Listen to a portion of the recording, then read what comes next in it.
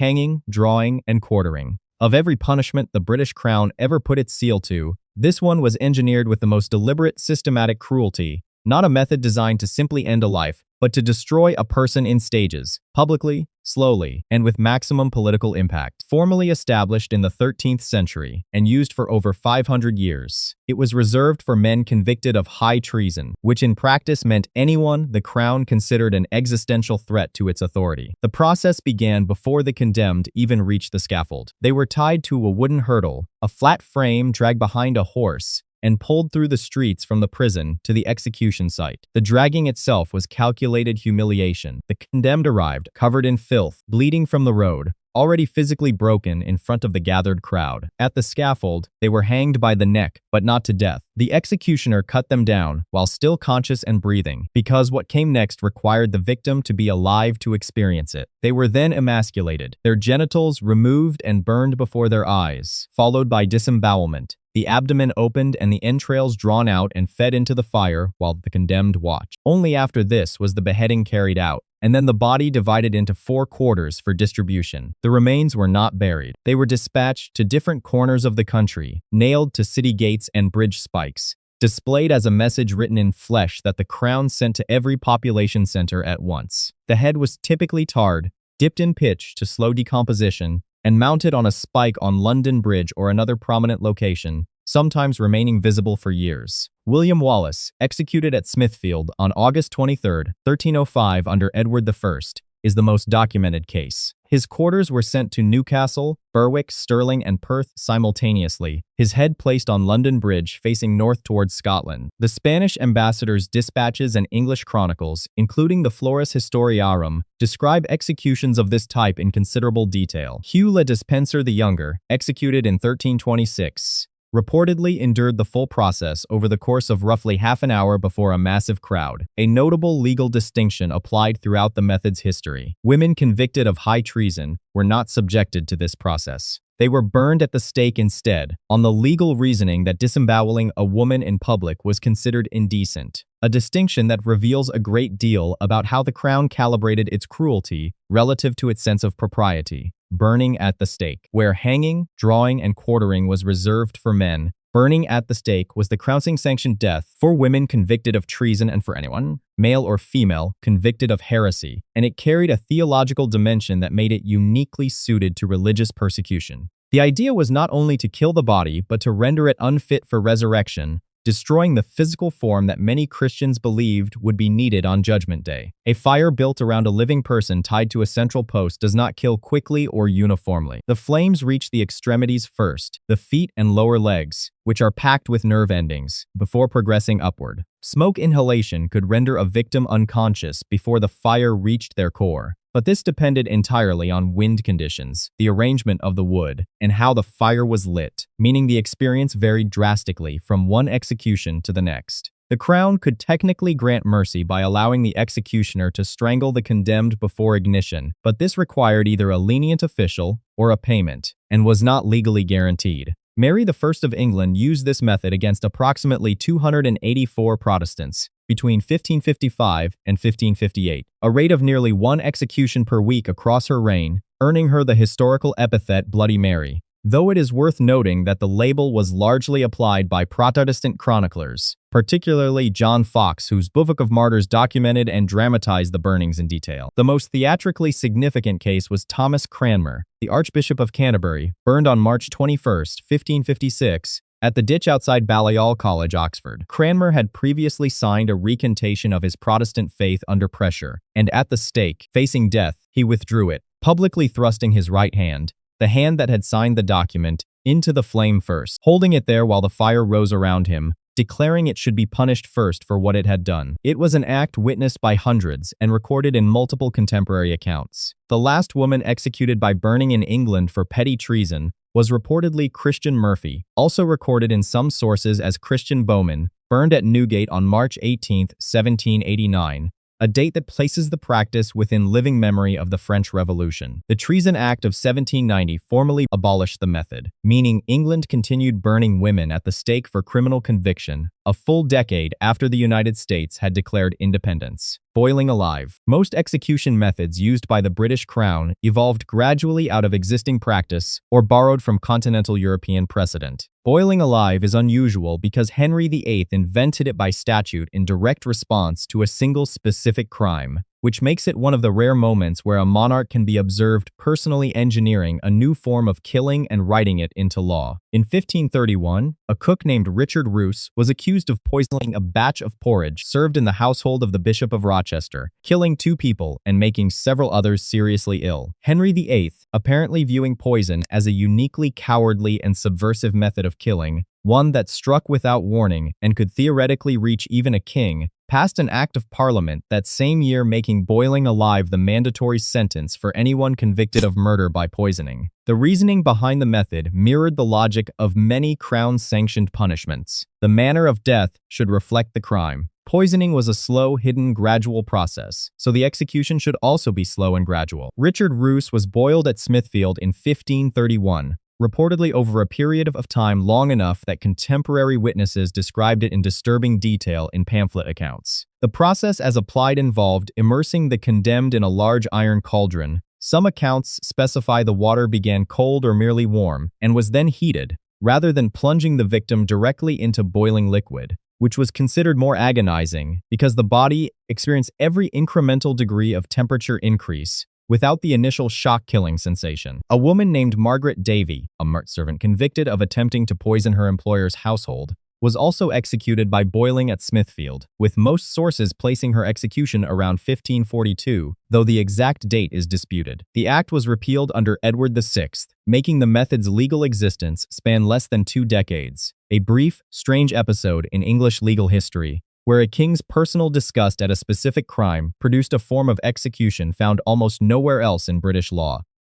Beheading by axe, botch. Beheading was, by the standards of the era, the merciful option. It was reserved almost exclusively for the nobility, an acknowledgement that even treason carried with it a class-based hierarchy of suffering. Commoners were hanged or subjected to the full quartering process. Lords, earls, and members of the royal circle were granted a blade. The implicit promise was speed. A single clean stroke, death before the mind registered what had happened. In practice, that promise was broken with disturbing regularity, and the failures were not minor. The skill of a headsman varied enormously. Axes dulled, nerves caused strikes to land at the wrong angle, and the result was sometimes a prolonged grotesque ordeal, witnessed by an invited crowd of courtiers and officials who had no way to intervene or look away without giving political offense. The most notoriously botched execution in English royal history by this method was that of Margaret Pole, Countess of Salisbury, on May 27, 1541, at Tower Green. She was 67 or 68 years old, the last surviving Plantagenet,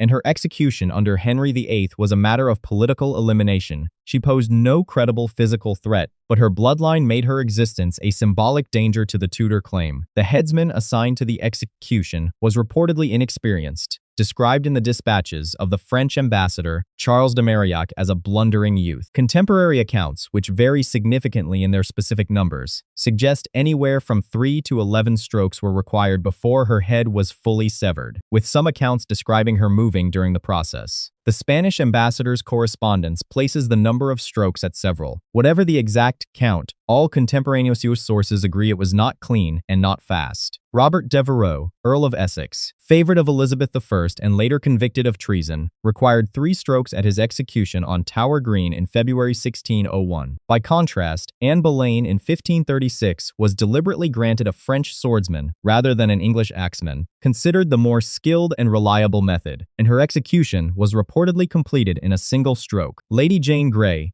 executed at Tower Green on February 12, 1554, was 16 or 17 years old, and contemporary accounts describe her having difficulty finding the block while blindfolded in her final moments. The Tower Green executions were private by design. Small invited crowds, no public spectacle, which paradoxically means the most intimate and personal failures of the Crown's execution machinery are among the best documented, preserved in ambassador dispatches and court correspondence that recorded every detail for foreign governments monitoring the stability of the English throne. Pressing to death, pena forte dure, strong and hard punishment, occupies a strange position in the history of English royal authority because it was not technically an execution method. It was a coercive legal mechanism that frequently resulted in death, which is a distinction that reveals something important about how the Crown's relationship with law could be used to inflict suffering through procedural means, rather than explicit sentence. English law required that a defendant enter a plea before a trial could proceed. A defendant who refused to plead could not be convicted, and crucially, could not be attainted, meaning their estate and property could not be seized by the Crown. This created an incentive for accused individuals, particularly those with families and property, to remain silent. The legal system's response was peine forte et dure. The silent accused was taken to a cell, laid on their back on a stone floor, and had a board placed on their chest. Weights, heavy stones, iron, were added incrementally over the course of hours and days. Between sessions, the prisoner was given the most minimal sustenance specified in the statutes. A small amount of bread on days without water, a small amount of stagnant water on days without bread, specifically designed to prolong the process rather than maintain any meaningful survival. Some prisoners held out for days. The pressure on the chest made breathing increasingly difficult, eventually making every breath a partial crush. Those who continued to refuse eventually died of compression asphyxia or organ failure. The crushing could be hastened by guards or executioners adding their own body weight to the board, and some accounts record this happening. A defendant who chose this death preserved their estate for their heirs. A defendant who submitted to trial and was convicted lost everything to the Crown. The method, therefore, created a situation in which the Crown's legal machinery gave prisoners an incentive to choose slow crushing over trial,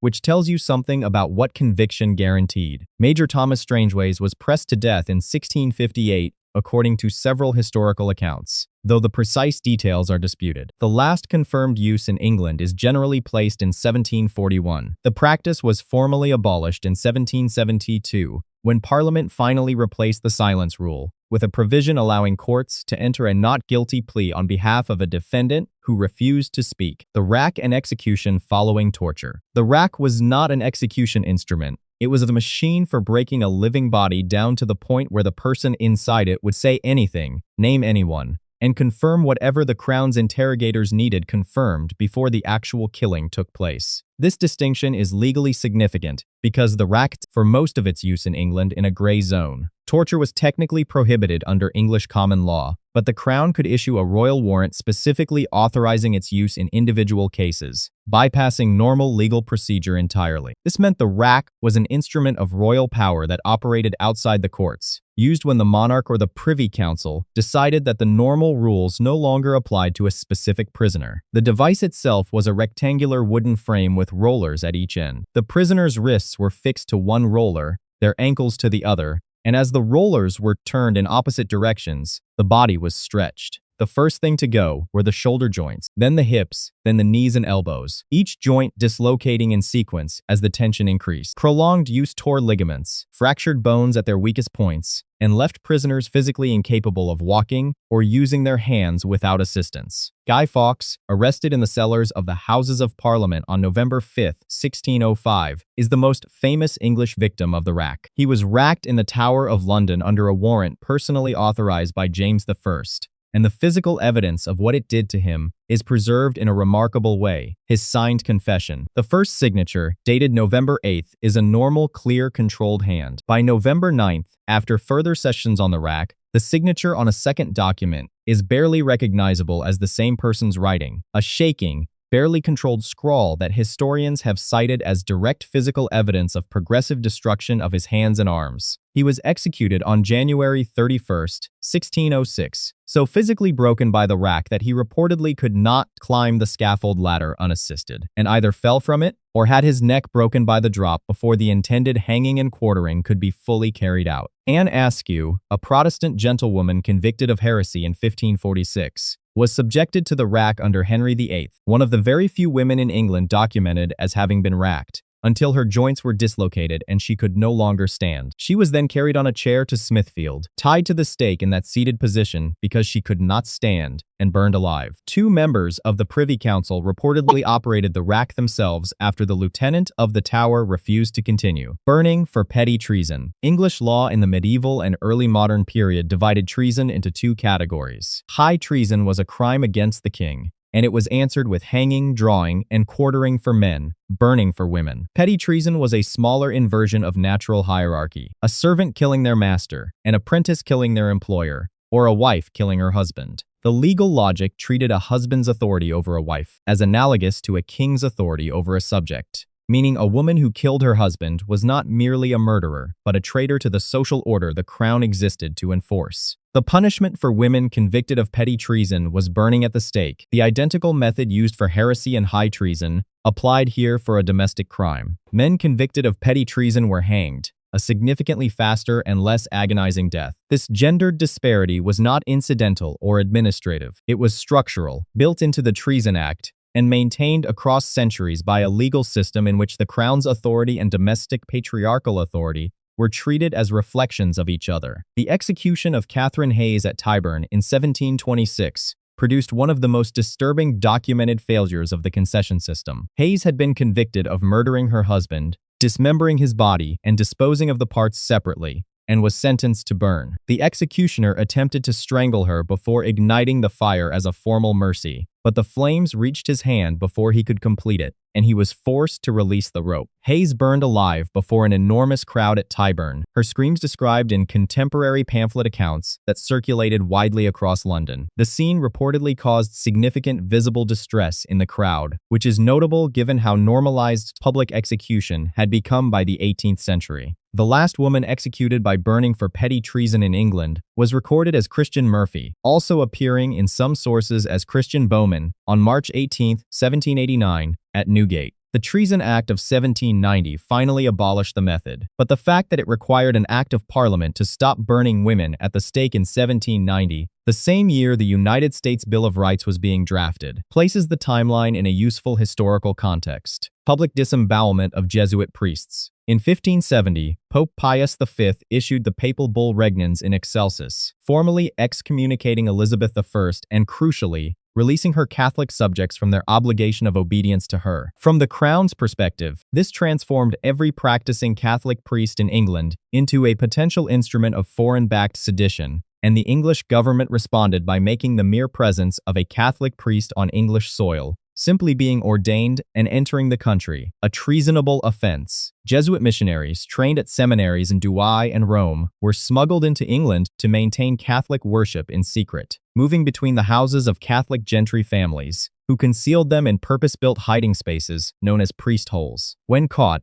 they were subjected to the full judicial machinery of treason: interrogation, torture in the Tower under royal warrant, trial, and then hanging, drawing, and quartering. The executions were explicitly political theater. Edmund Campion, a Jesuit priest and Oxford scholar of considerable reputation, was arrested in July 1581 and racked 3 separate times in the Tower, his arms left partially dislocated, before being brought to trial in November of that year. On December 1, 1581, he was dragged through the muddy streets of London on a hurdle to Tyburn, hanged until nearly dead, cut down while still conscious, and then disemboweled and quartered before the crowd. 2 companions, Alexander Briant and Ralph Sherwin, were executed the same day. Campion reportedly told the court during his trial, "To condemn us, you condemn all your own ancestors," a quote preserved in Catholic martyrology sources, though these should be read with awareness of their perspective. Robert Southwell, a Jesuit poet whose work continued to circulate in England long after his death, was arrested in 1592 and subjected to torture on 13 separate occasions, according to some sources, before his execution in February 1595 under Elizabeth I.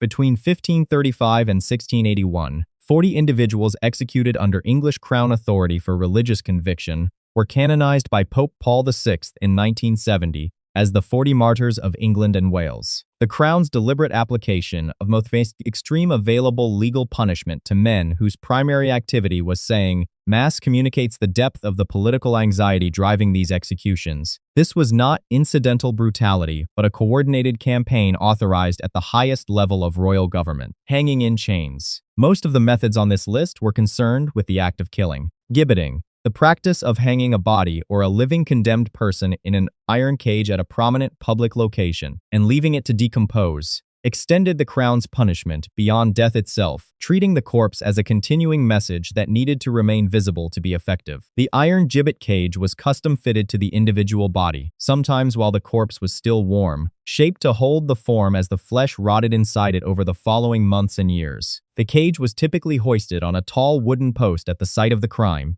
at a crossroads, on a coastal headland, or at the entrance to a harbor, anywhere that guaranteed maximum visibility to the populations the Crown most wanted to deter. The body inside was usually tarred before display. The same preservative process applied to ship's timbers, applied here to slow decomposition and extend the period of public display. Even so, over months the soft tissue would decay and fall, leaving a skeleton inside an iron silhouette that swayed in the wind, the creak of the cage becoming a local landmark sound that communities lived with for years or decades. Captain William Kidd, pirate privateer, and subject of one of the most famous Admiralty trials in English history, was executed at Wapping in May 1701, under the authority of William III, and subsequently gibbeted at Tilbury Point on the Thames, where his tarred body in its gauge was positioned specifically to be visible to every ship entering the river, a warning written in iron and preserved flesh directed at the maritime community. His gibbeted remains reportedly stayed in place for approximately 3 years. John Breeds, a butcher executed in 1742 in Rye, East Sussex, was gibbeted locally, and according to local historical records, his skeleton remained in the cage until the early 19th century, roughly 70 years of display. The Murder Act of 1752 formalized gibbeting as an additional judicial sentence that judges could impose alongside execution, which had the effect of codifying the practice into Crown law rather than leaving it to local discretion. A full-size gibbet cage for a large man could weigh over 50 kilograms of wrought iron. Gibbeting was formally abolished in England by the Anatomy Act of 1834. If you want to see more, click the video on screen now.